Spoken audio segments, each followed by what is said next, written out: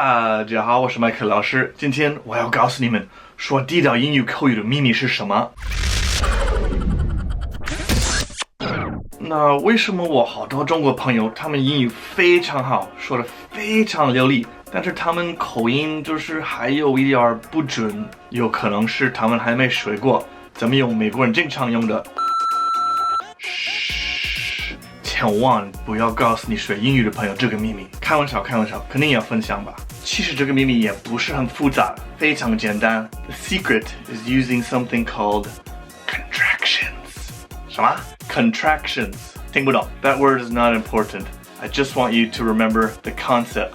Contractions are when you take two words and put them together to be one word. They just kind of melt together like two candles or ice cream and butter. Do those melt together? I don't know. And you've probably already learned quite a few contractions such as cannot, which becomes can't, or you have, which becomes you've.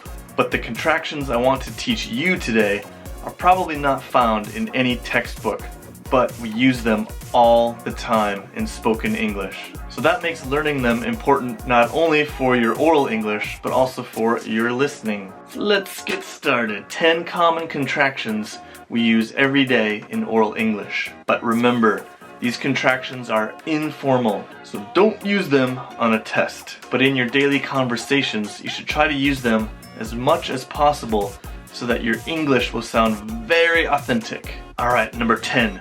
Dunno. Dunno? Dunno? What does it mean? I don't know. I don't know. I don't know if I can join the party tonight. On this one, you can't use it to express doesn't know. For example, he don't know if he's coming to the party either. That just sounds... Number 9. Gotta.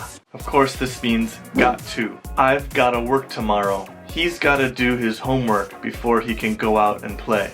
Lemme. Lemme? What do you think it means? If you said let me, you're correct. Let me write it down before I forget. Number 7. Wanna. Want to. Do you wanna play some ping pong after work? I just wanna watch TV and rest today. Number 6. Gonna. This one may be a little difficult to guess, but it's actually going to, like going to do something. I'm gonna cook dinner at 6 o'clock. When are you gonna help me learn Chinese? Number 5. Gimme. Give me. Gimme. Give me 5 minutes and then I can join you. Oh, give me a break. Number 4. Shoulda. This one should be obvious. Should have. Shoulda. I should have bought an apartment in Shanghai 10 years ago.